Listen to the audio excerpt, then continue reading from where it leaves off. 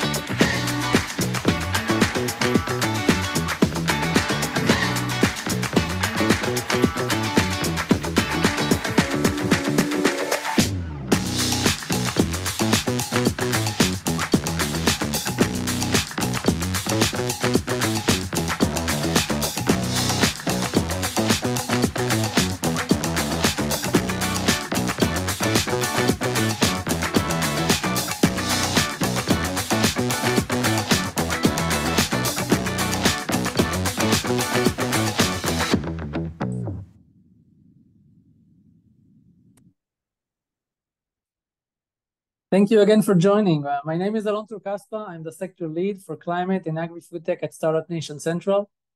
I must say, despite the challenging circumstances we're currently facing, there are also amazing stories about the resilience and the flexibility that the Israeli tech is demonstrating.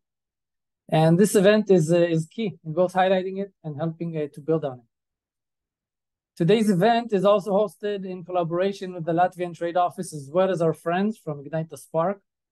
The next 20-25 minutes we'll devote to review the Israeli ecosystem and the energy tech sector in particular, followed by an exciting panel discussion where we will be hosting two distinguished guest speakers from the Latvian energy industry.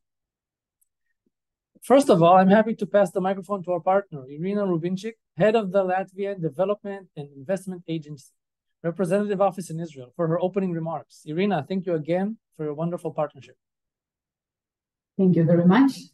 Dear guests, my name is Irina Rubinchik, and I represent Investment and Development Agency of Latvia in Israel, aka Innovate Latvia.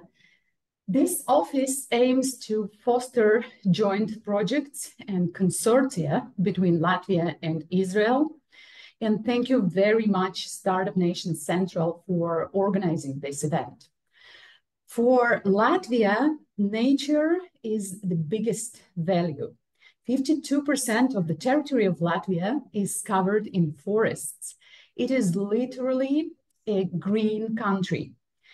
Latvia is one of the leading countries in Europe in terms of renewable energy consumption. Nearly 50% of total energy supply in Latvia is sourced from renewables.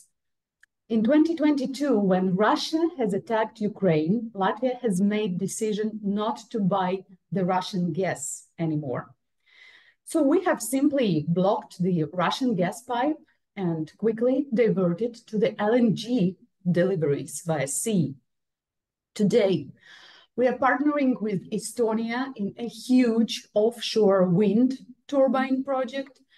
We are partners in the Nordic-Baltic Hydrogen Corridor project, building the pipeline system from Finland all the way down to Germany. Latvia is seeking innovations in the field of renewable energy generation, energy storage, smart energy system management, and energy efficiency technologies.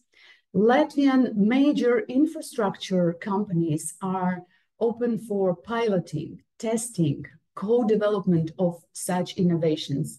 We are eager to learn from Israel and work together on these ideas.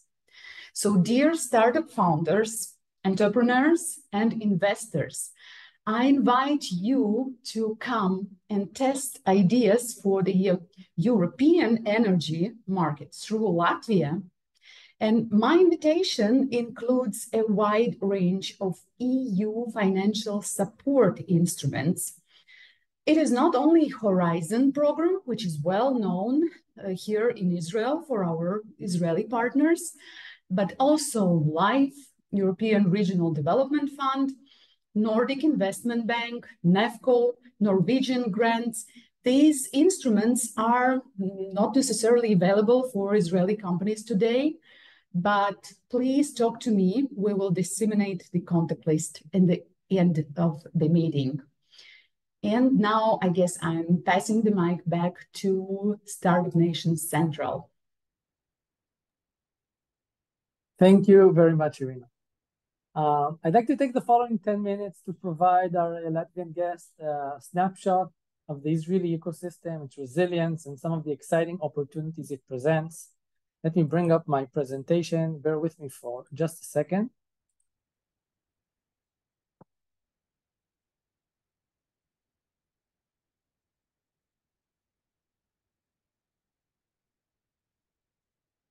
Okay, I hope we're good. And with that, let me share with you some exciting information. So first of all, a couple of words on Startup Nation Central. We are actually a free-acting philanthropical NGO, completely private, over 10 years old, with almost 100 employees, based out of Tel Aviv here in Israel. And what we are doing most of the time, day in, day out, is connecting and allowing multinationals and international investors to come and access the Israeli tech ecosystem. And we do believe, and I'll show you in a minute why, that first of all, the high tech in Israel is quite a unique ecosystem. And you also need maybe a unique approach to work with it and to leverage and get the most out of it. And I think one of the main reasons for the uniqueness of this sector is its very, very substantial part that it takes in the Israeli economy as a whole. You can see here that over 14% of the workforce in Israel is actually working in the high-tech sector. Well over 18% of our GDP derives from high-tech export. And I can just say as a reference, if you look to the US, you'll find a single-digit number of approximately 9% of the GDP coming from high-tech. So we are an extremely high ratio of the contribution of these 14% of the workforce to the GDP. And you can see that almost 50% of our total annual exports derive from the high-tech sector. So quite remarkable numbers, and this really brings a strong position and also a strong place for the high-tech within our economy and the nation as a whole. We have well over 7,200 startups and tech companies here in Israel.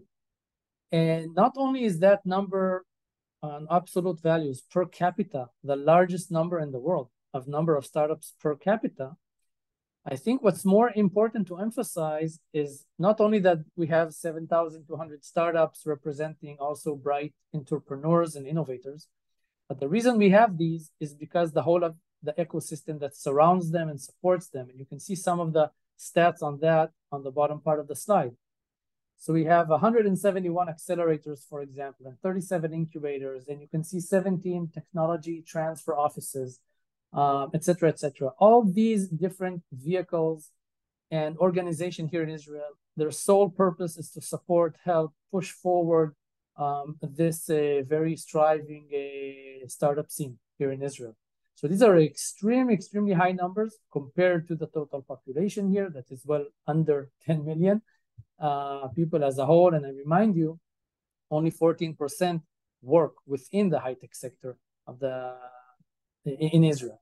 So it's very important when you understand, when you arrive and talk to the startups here are part of a bigger play of the nation, also with government-supported incubators and accelerators as well. So there is a very strong group here of people that are working together to make this happen.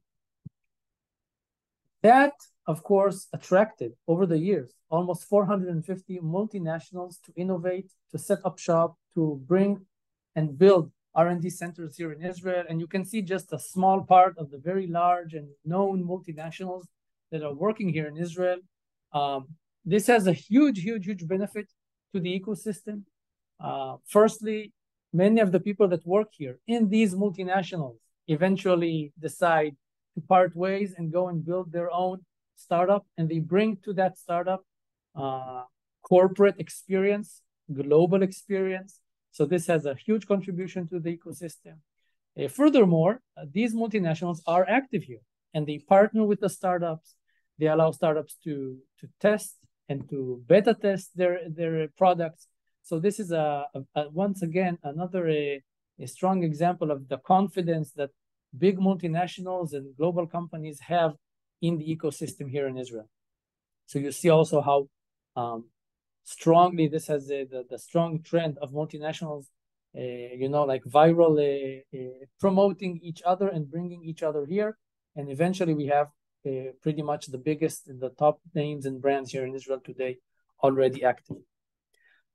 You may not know, but Israel is also behind some of the extremely known innovations, from cybersecurity and firewall to pill cams in the health tech sector, to drip irrigation in the agri-tech sector, to the famous Waze that I assume most of us use every day if we're driving our car to commute to work, etc., etc.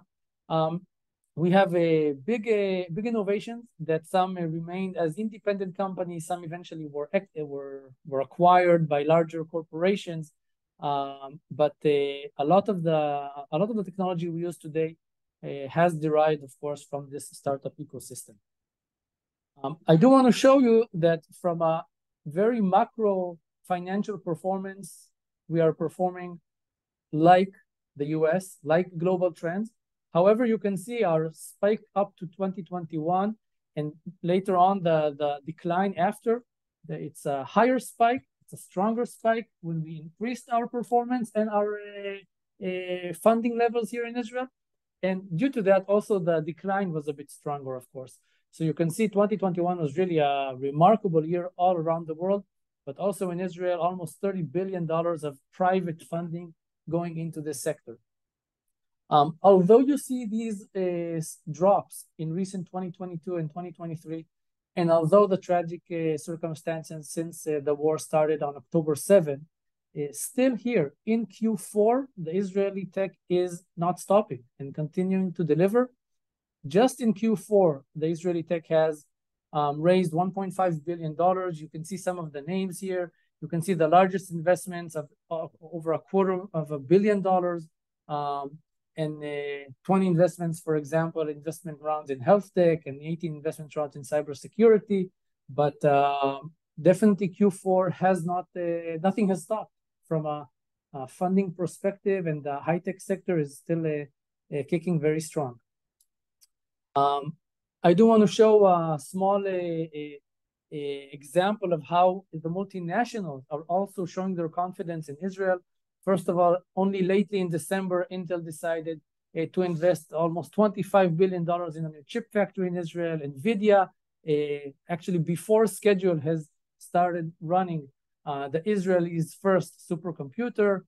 Google just announced a $4 million support fund, totally grant support money for Israeli artificial intelligence technologies. And on the left, you can see some of the feedback we received from a large survey we conducted. Over 88% of multinationals that they approach give us quite a strong support and confidence in the high-tech sector. When we look, we do have an annual report. I urge you to go online. You can see the link on the bottom right, the Finder platform, and you can see there our 2023 annual report. In that report, if you look at specifically at climate tech and agri-food tech and water, don't be surprised if you see us a bit lower in the graphs in terms of the total funding in 2023 in Israel. Definitely not the same numbers we're used to seeing in cyber, in health, or in fintech.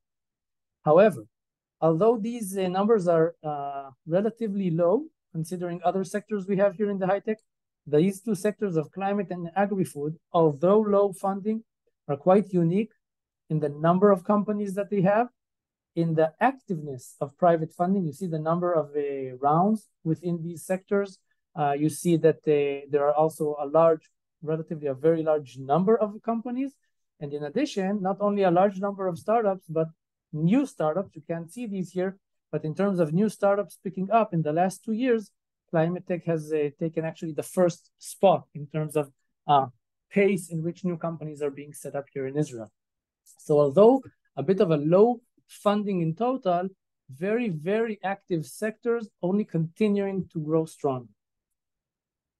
I do want to mention before we continue with our webinar, I offer you again to go and look at our Finder platform, completely free platform, which actually collects and shows you information on all the Israeli high-tech ecosystem with statistics, with a large database of all the startups. Very valuable and useful tool for you all to use. You just need to sign up and you can create your own watch list, notifications for specific sectors, for specific topics, or for specific startups for that matter. Quite a broad range of solutions there, and there you will also be able to find our annual report.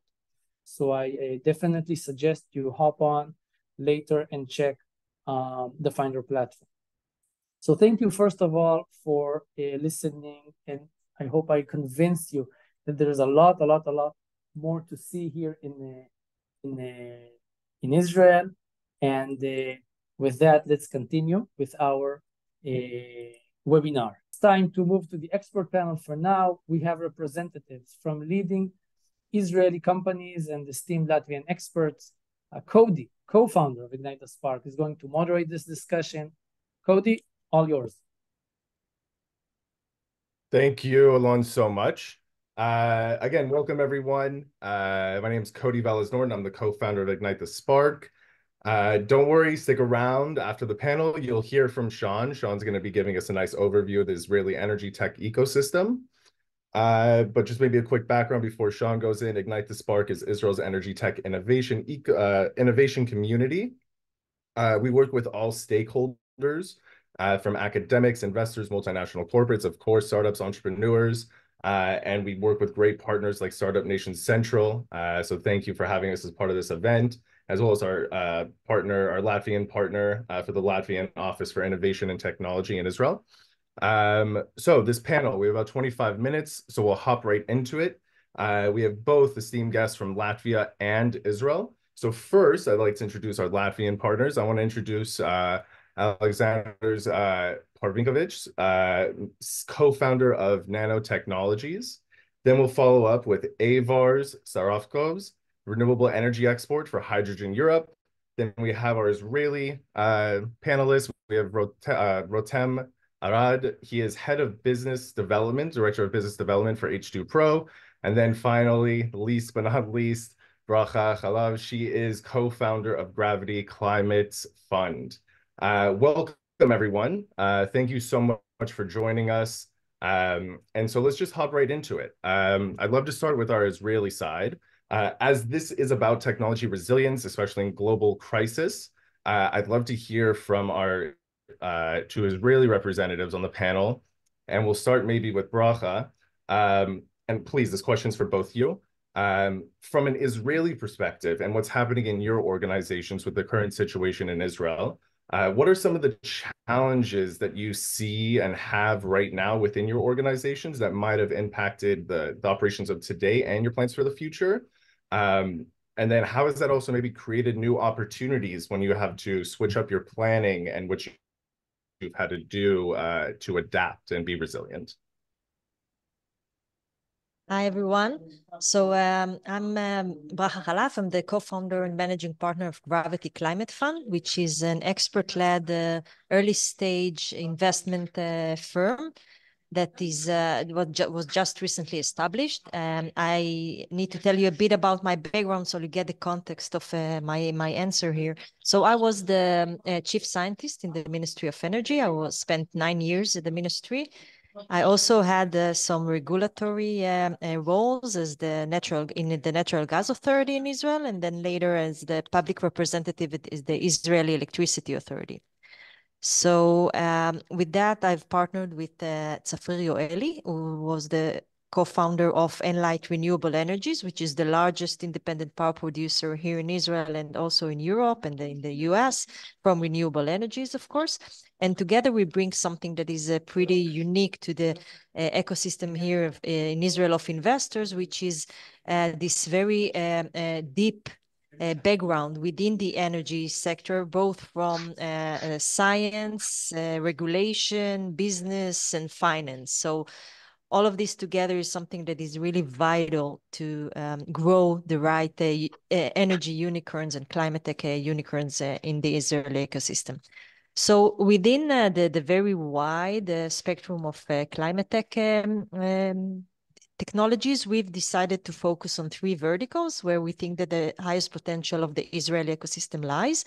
So the first is energy optimization, energy and grid optimization, which of course relies both on the software, cyber and analytics capabilities of the Israeli entrepreneurs.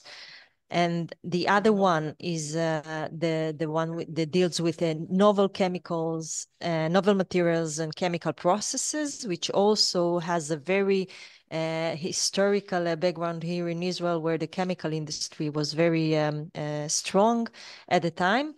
And many technologies such as biofuels, synthetic fuels, hydrogen, etc., were developed in Israel in previous years, and now finally have the stage and the market to work at. And then the last one is the one that deals with sensors and analytics. Again, more of the enabling technologies that builds on the data science. I think that the most of that's where the potential lies, where if I have to think about the challenges, it will be mainly in the scale up and the buildup of the first of a kind facilities in Israel, which is a major challenge. And that's something that really needs a lot of both governmental support as well as international collaborations and international funding, like big funding that comes also from the private sector. So this is something that I think once will be fit in, will really encourage the boost of Israeli climate tech. Thank you, Bracha. Rotem, share us a little bit about H2 Pro. As you mentioned, it's what you described as a rather large startup. So maybe let's fill in, and then also how that the timeline and how that's a little understanding of how H2 Pro fits into maybe a traditional or non-traditional timeline for a startup. Sure. Thank you for having me, and a good day to everyone. H2 Pro is all about affordable green hydrogen. My name is Rotem Arad. I'm leading the business development.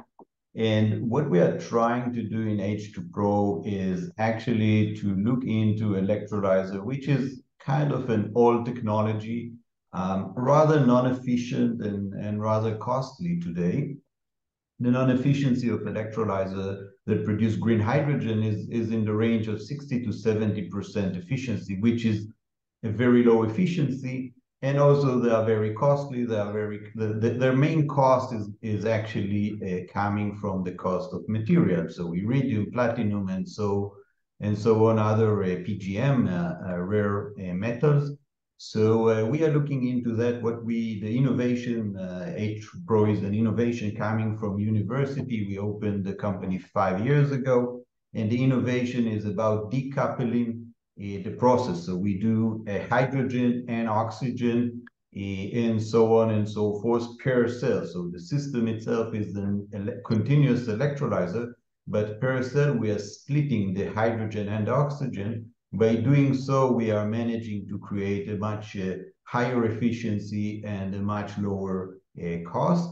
As you said, Cody, we are still a startup, a rather large startup, over close to 100 people, not over, but 100 people working for us. We raised over $100 million. Our largest investor are Bill Gates, the Breakthrough Energy. They led the first round. Temasek, the Singaporean Wealth Fund, led the second round. And we are blessed with a lot of industrial player in the different off-taker and different developer of the future green hydrogen market. So we have ArcelorMittal, the largest steel manufacturer. We have Yara on our shareholders, the largest ammonia manufacturer. We have utilities. We have developers here in Israel. We have a refinery on our shareholder, as well as energy companies, Doral, one of the largest renewable developer in Israel, and a very large one in outside of Israel as well. So we are blessed with good investors.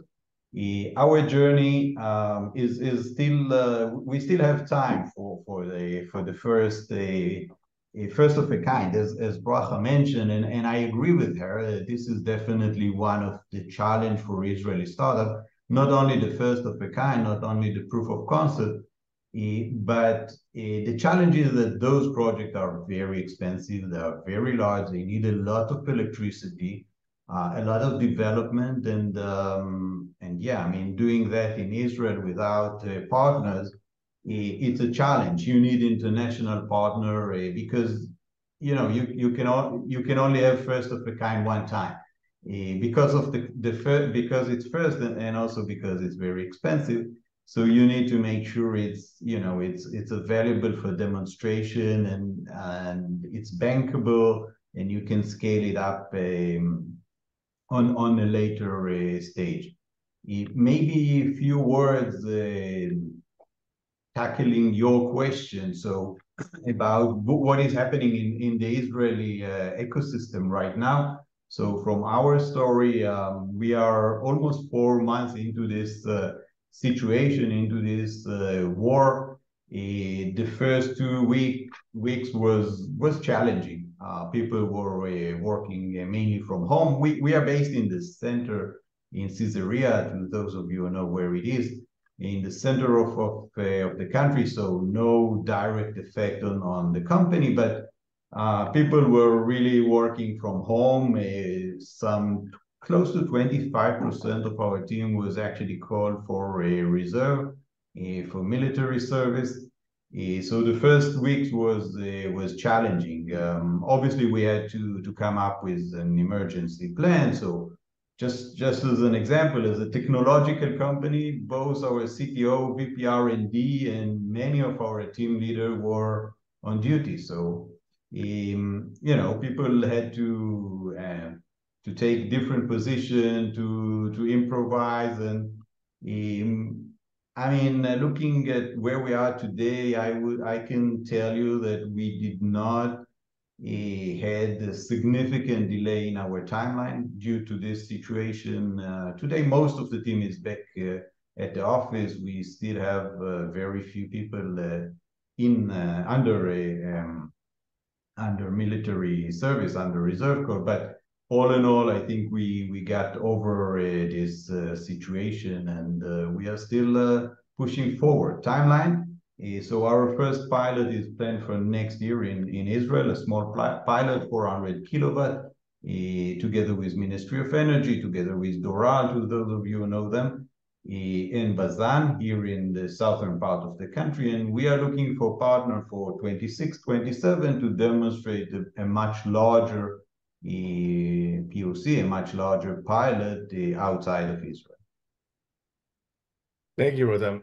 And once we get back to Sean, I think the general overview that we'll get of the energy tech sector, but as Alon went on, Israel as a whole and all the sectors have definitely shown a lot of strength and resilience. So let's switch to our Latvian side. It's always great, especially with Ignite and Startup Nation Central, about how large we make energy or tech in general, and how we bring in so many different sides and we bridge that innovation gap. Alexander, so you come from both the startup and corporate world. So you have a very diverse knowledge of both sides. And so for both of you, I do want to, add this as kind of a framework. If you could highlight, what strengths you see within the Israel energy tech ecosystem, and what potential mutual opportunities there are as synergies. But Alexander's, with your experience in both, what are the main challenges that you think of integrating these two environments? Constraints on time, resources, personnel, operations, things as that. Rotem just briefly discussed a little bit about H2 Pro, so you got some insights from the Israeli side, so I'd love your side as well. Yeah, I think it's a perfect sequence because we are following after H2 Pro, and our company is basically built for companies like H2 Pro. So what we do nano coatings for green hydrogen, so for electrolyzers and fuel cells. And what we bring to the table from Latvian side, we bring the technology that is the top quality and also super scalable. So usually you don't find in any coating technology both. You either go for something top quality, but very difficult to produce in volume, or vice versa. So we are the only one who combines both. And we also bring the technology that is the cleanest, the greenest of all the, so we only use few nanometers, so not wasting materials. We do it quality. So this is the kind of the message that we also showing to the world, that the green hydrogen should be based on green technologies. This is our role. And coming back to your question of the two worlds, corporate and startups, we are not as big as H2 Pro. We are kind of, we need to learn to get there, but we are on the way. But when I talk on the corporate side, where I worked also before doing startups, of course, everything is happening super slow. This is what we see also from working with corporate clients, super slow, but hydrogen, as we know, needs to grow fast and become scalable to compete with fossil fuels. So this is where I'm actually switching from corporate to startups. I don't take it from the corporate. We work super fast.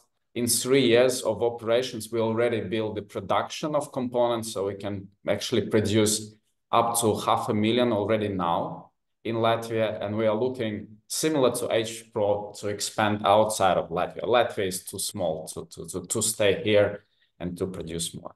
So this is, I don't know if I've answered, Cody, your question. Oh, 100%. Thank you. And I think that's one of the big, comparisons that you have between the countries. They're relatively small countries in terms of resources, population, and things like that. So I think some, cultures, things might be different, location, but there is still that knowledge that could be passed and transferable. Evers, so as we're talking about kind of strategic planning and what to do with startups, what are some things that you could suggest for long-term success, especially, with your knowledge in alternative fuels? How do you really see the role of hydrogen in the future and what opportunities that will present? So, the actions that you take today, how does that plan for tomorrow while still trying to match the trends in the dynamic field? Yes, thank you. First of all, thanks for inviting me to be here. But in context of this already ongoing discussion, maybe before I will touch your question, let me mention at least 3, in my opinion, important projects what we are now realizing. One is dedicated to the biggest natural gas run power plant here in Latvia.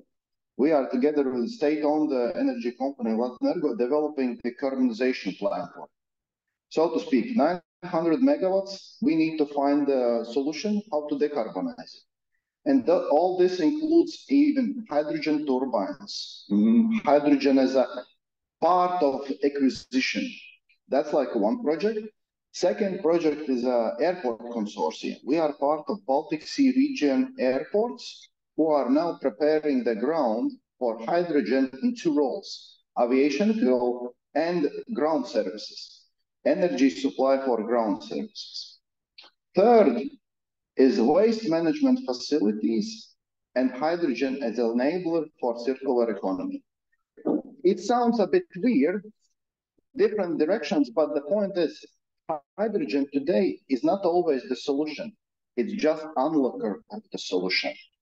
And this is, I think, is one of the important things what need to be understood before we are touching exactly technology, but this is one of the key points. Second, and this is, in my opinion, the biggest opportunity for all of us, because we are a small country and we can be excellent test bed or sandbox, you can name it, whatever, but in that combination with expertise, what we have in some specific fields, We have a quite good knowledge on scientific, on this coatings. We have a lot of also experience, and we have very strong institutes here.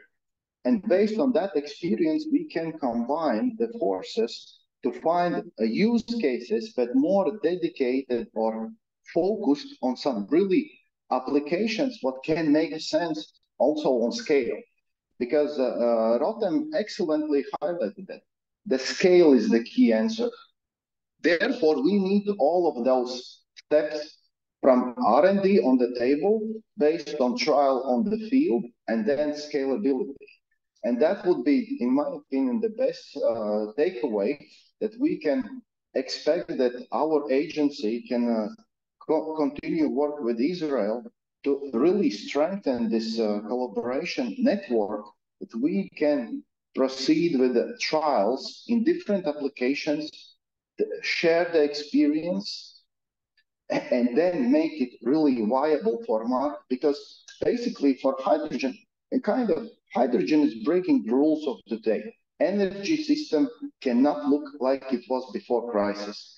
Even all the supply value chains, they are changing. Even the legal frameworks are changing. So everything is now changing, and this is a time. Just a reminder, hydrogen is not a solution, but it's enabling those solutions. And I would really appreciate that can be follow-up, that we can have at least short list of the projects where we can collaborate and demonstrate all this as a ecosystem. Yeah, the follow-up is always key. There's no reason to have this dialogue and get so many individuals from both countries unless we could create that. So with our panelists, just letting the audience know, we will be releasing that information so you can get in touch with them. And then also behind the scenes, of course, we'll be working as well. I want to quickly bring it back to you, Aleksandrs.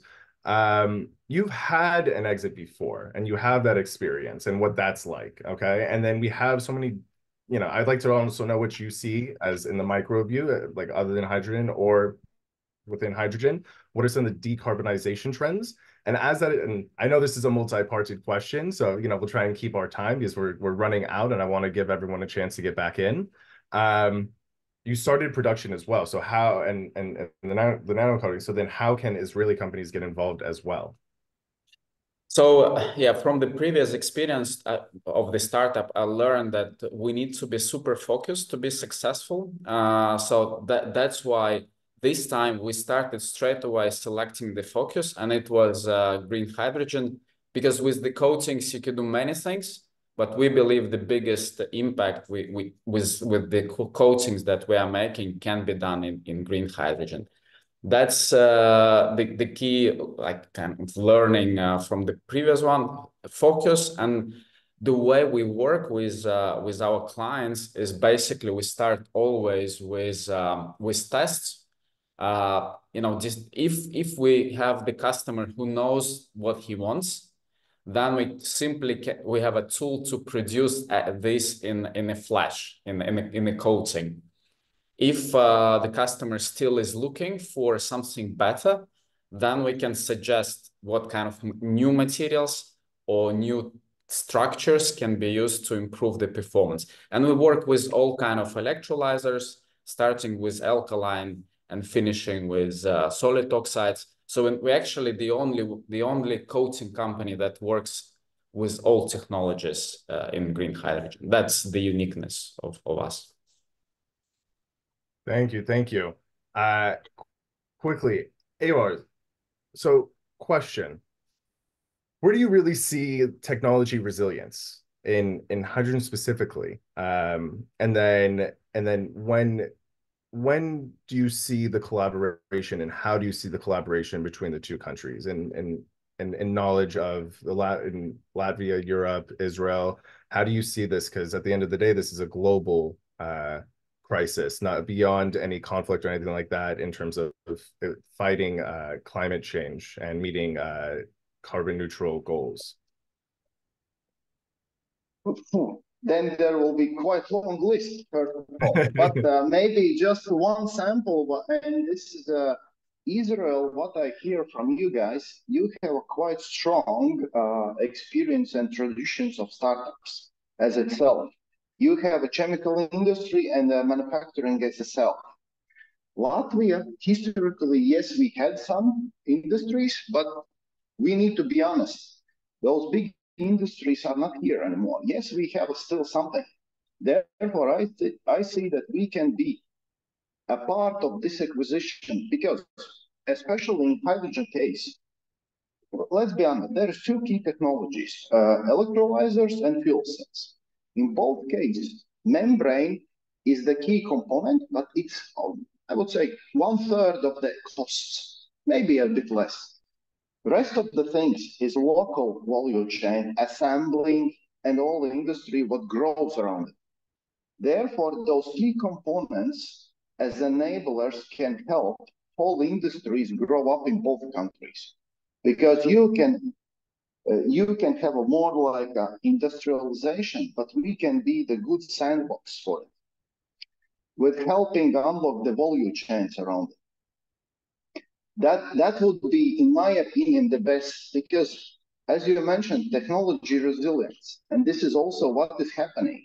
Because before war, everyone was keen, okay, we have a fossil fuel supply chains and everything. Hydrogen is providing additional redundancy of all the everything what is needed, energy supply, technology availability, all those questions, but up till now was more like, okay, market is existing. Now the whole attitude is changing to this. This means we need to also be ready to take much more over those technology questions and take it on local level. We cannot ignore anymore, okay, we can buy always, I don't know, computer, or we can always buy propulsion. We need to be ready to create our local value chain, at least in necessary, how to say, readiness to provide minimal market needs. Otherwise, we will be lost. And this is something what hydrogen is enabling, that kind of change to the industry, whole industry. Awesome, thank you. So we're just about time right now. So very quickly, thank you all. This has been an amazing panel so far. That's a lot to digest from the Latvian side, Rotem and Bracha. So in about, I apologize, in about 30 seconds, 45 seconds each, where do you see the Israeli ecosystem getting involved with all that information that you just heard, getting involved in Latvia, and where do you see your organization playing a part in that? Yeah. Maybe I'll just jump in. So I think that the main word here is strategic partnerships, and I think that as we as investors need strategic investors in our fund to also co-invest with us in startups, and maybe then later become the acquirers of our startups. Each such startup of ours needs those strategic investors as the off-taker of their products, and it really is a game changer for them. And then such companies such as H2Pro and such companies such as other companies that really scale and have their own off-takers from a global perspective can use then technologies from Nano Technologies and others as being their off-taker for their product. So it's really a waterfall of off-takers. It starts with the tiniest startup wherever it is, and it flows all the way through the global players and the regulators, which really like open the valves to all of this waterfall.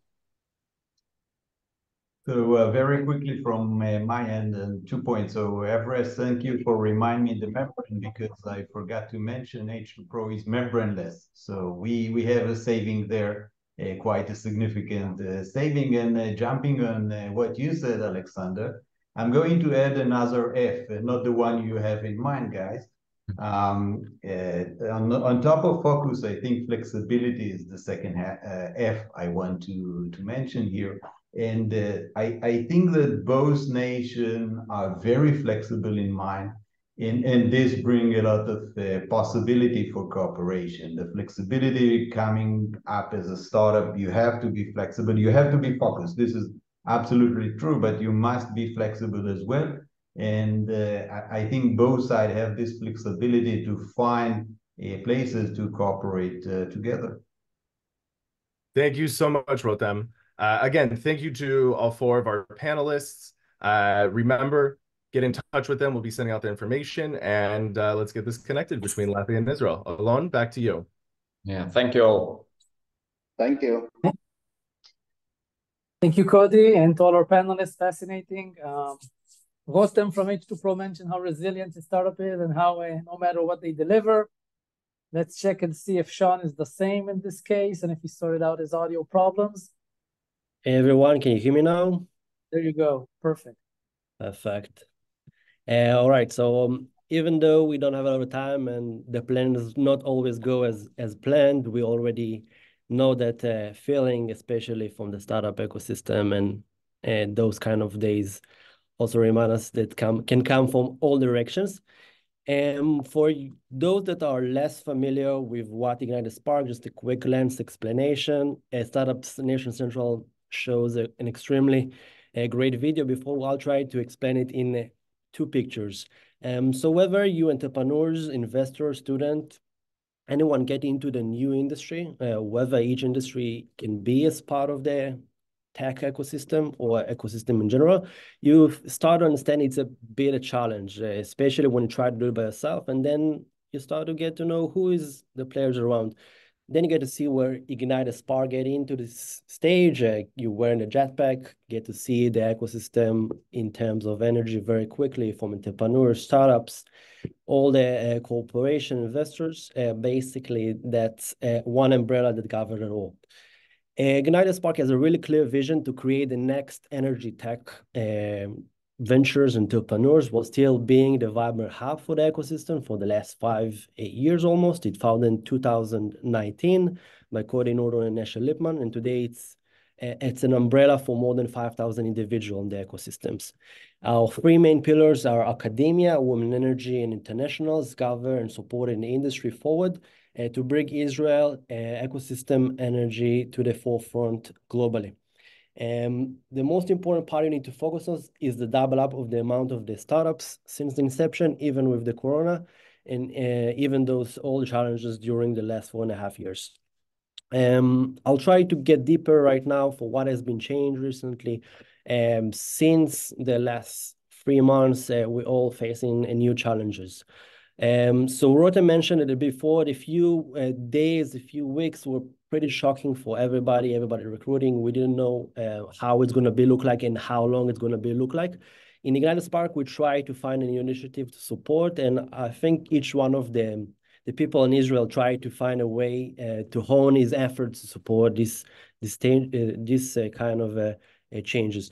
So we started together with an Innovation Africa supporting and supply a portable solar charging station to get a resilient and a stable source for our soldier in the field. We can see it used right now. We try combine also the ecosystem leader in terms of flexible panel, Apollo panel. All the panels were produced in Israel in a really one of the biggest, if not the biggest, factory for flexible panels around the world.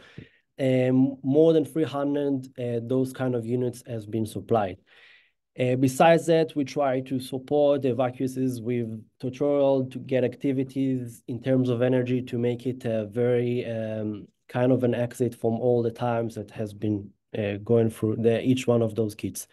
Besides that, one of the most interesting and one of the most fascinating project that I work and we work recently with our community, it's to think the day after how to rebuild this area and how it's connect with our vision supporting the ecosystem. So we try and basically together with our community, with advisors all around that can really feeling each other, how to frame it, how to harness the power of the ecosystem, think how rebuilding this area in a better way that it will remember not for the horrors, And it will remember just as kind of an inspiration, a beacon inspiration for all locally and also globally when you look forward. It's basically a team that work completely volunteering. Bracha, thank you as well. It's important. It's a good time to mention was part of this initiative as well and support us in kind of a lot of advices and so opportunities that can be part of this initiative. And we were focused on the needs of the ecosystem around that area: circular economy, waste reduction, energy independence, resilient efficiency as kind of part of it. That's what were part of this and stages plan that are going forward from now on to basically to the next 18 months. The first stage was started with mapping the solution. We got a lot of solution for our ecosystem, a lot of startups and companies that want to be part of it. We kind of honed this in the context of the needs. In the next few months, we aiming to build at least 8 projects in the last 18 months that will be spread around all the damaged area. And the last stage, which I won't be elaborate in a matter of times, it will be building an organization, a sustained organization that can be going through those projects more and more and support innovation, whether it's the challenging station for startups from demonstration or first of a kind facility, something that can continue innovation as part of this development. Glance for the solution we got, kind of a taste of what we feel like the ultimate solution can be part of a house, and also in terms of the community, using the power from really perspective of the individual to the community and a region. Together with a lot of partners around, we aiming and we working to make it better. As I mentioned before, we kind of honed it and we fusion it to themes, how it's look like. Whoever want to be hear more details about it, I will be happy to elaborate. Since I don't have a lot of time, I'll try to be short and concise in that matter. So what has not changed? What is going on in the ecosystem that is really kind of on the pipeline, whether it's from our activities, whether it's from the startups that are working right now, and some updates in terms of the energy tech. So we think and believe it's important to create the next generation of ideation to creation. So this is one course we just launched again, and the director course as part of Women Energy is also on live. On a month from now, as part of continuing the pilots opportunities, we having a Spark Tank as part of a lot renewable energy conference. We are building kind of opportunity for startups to get the pilots and support them in that area. And together with SNC, Israel Export, and more partners, we're aiming to launch again the Israel Energy Tech All-Stars, our investors event, and combine it with the same week with the change makers, when we will reveal one of the most important assets of the ecosystem, which I will delve in the next 2 minutes. I'll try to be very short. We understand the change is up to us, and there are not a lot of stuff that need to be done in terms of that area. Just a glance for our representative from Latvia, what is the energy look like in terms of the grid? Till long ago, Israel Electric Company were the monopoly that cover all. The reform has been changed in the recent 2 years, and Israel Electric Company is not a monopoly anymore. It even just a month ago, 2 months ago in November, they sold one of the biggest, if not the biggest, power plant that basically made the change from being a monopoly in terms of generation utility. And Noga as the distribution system operators, more suppliers that we see. Just yesterday, Bezeq announced as a new supply market, a big telecommunication company get into the industry. It's open a new market. It's a good sign. Even those days, those kind of efforts are continue. A big sign of continuity and how important it is to open the market to competition. In terms of Israel is an island, electric island that can be seen as before. We got an interesting project that's going to start around 2018 and 2029, a kind of interconnector that connect the grid of Israel to Cyprus and from Cyprus to grid, which will change what already as part of this electric island that has a lot of obstacles and challenges that we face on. Vision to 2030, just to get a mixture. I know we spoke before, and Irina spoke about the mixture of 50% from Latvia. In Israel, mainly produce the energy from natural gas, renewables around 11-12% recently, fossil fuels with its coals or others are still kind of as part of the pickers when it's needed. And the vision is to have 70% of natural gas and 30% of renewables for 2030. After getting a glance about how the grid and the mixtures look in terms of the energy, the traditional one, let's dive a little bit deeper about the energy tech innovation side. So I show you in glance the ecosystem map. This is gathered more than 240 companies in the ecosystem. In this map, you will see 140 companies in these slides and after. It's basically cover all the supply chain from generation, T&D, behind the meter, hydrogen definitely, and storage is a game changer for renewables, carbon capturing as part of climate change that we are all facing of. This shows the strength and how the ecosystem growth. We added last year another slide to show the companies that just got public, to show that also the maturity of the ecosystem that you can see more and more as the times go by. And if to speak a little bit deeper, and this is the breakout, how it's look like, mainly around solar, since we have a lot of sun in Israel, and there are a lot of electrochemical solutions, mainly for storage, alternative storage. On the bottom, you can see some IPOs and exits. The 4 left one is just an exit that happened in the last year, which is pretty interesting to hear and to see. And I hope to see more exit very soon. One fact it's important to mention, even though Israel is a sunny place and 90% or 93%, if to be accurate, is based of solar generation. In November, we got a highest record of production from wind. So it's interesting to see this is kind of area and the involvement even those days, and we hope to see more projects like that. So I'll focus from now on just in the 3 minutes very quickly hydrogen. I was thought to do it before, and then it will be able to give a soft landing for the people that are less familiar with that.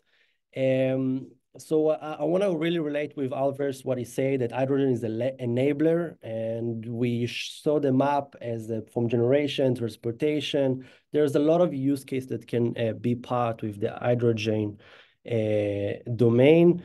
And we see in Israel more than 22 startups, more than 22 companies that deal with that area in that case or another, which is a sign of really a kind of a rising industry that we'll see more and more in the near future. How hydrogen is part also from these days, these efforts, this war that we're having. I don't know if you managed to see, there was a big article on Friday about the drones and how they are being a crucial part of as part of the war. So as the power density of hydrogen is one of the best and can be very, very efficient in terms of the size, there are kind of agreement that were combined with Heaven Drones and IDF to evolve a drones base of hydrogen that can be part of the next few years solution that can be implemented in much better scale. Israel has the first hydrogen refilling station fuel in the north. We hope to see more stations like that. And just like to sum up all that I started squeezing in the last 8 to 10 minutes, that the change that we are having right now and how it's need to support hydrogen efforts. As Israel is an energetic island, this is something that we base on a single renewable energy source, a lot of EV industry, and gas, natural gas as one of the sources is basically kind of enabler, kind of attribute to highlight the need to foster hydrogen as part of the energy sector. So the government made a interesting roadmap how to support it, what are the stages need to be done. RFI is actually still open for anyone that want to be part of this hydrogen valley in Israel. One has been signed, H2Pro is part of it. They probably mentioned that, and there are more on the pipeline, and we hope to see more to be part of this. So it's opportunity for anyone that want to be involved to apply. So if you remember the guy, the first time, propel up, go up. So we are right now get to know a little bit more how the ecosystem look like, mainly in terms of startups and energy, the grid. Let's speak a little bit about investment, and I'll finish with that. So I think, Alvers, you mentioned that as well in terms of the hubs and communities that support it. We got a kind of supporting environment that help to enhance and accelerate the startups that will be able to scale up and globally. Whether it's government grants, accelerator programs, incubators and venture creation program, TTOs that Alon also mentioned before, is 17 in general, but a lot of them focus in energy. MNC access programs that actually occurring here, or a lot of startups are as part of this globally, and communities that gather all and help to pump those opportunities around. Besides that, what is keep fueling the innovation ecosystem even those days? We saw a few weeks ago, just after the COP launch of the chief scientist, the Ministry of Energy, 30 new projects that will want a tender to be part of development. We saw another push as part of a waste to energy solution, as part of a kind of the world map to be part of this change. And a lot of global entities as Bird Foundation, DOE, Israel Innovation Authority supporting the strength as well with more fund besides what Alon mentioned at first. Just a few success stories, opportunities to mention and to show that Israel Electric also has a really interesting innovation department. They just did even those month 2 investments, one follow-up investments in Prisma Photonics and one in Cural Energy's much earlier stage company, which is important to fueling our innovation ecosystem. And 3 more stories. I will focus on 2 of them, Zutacor and Karar.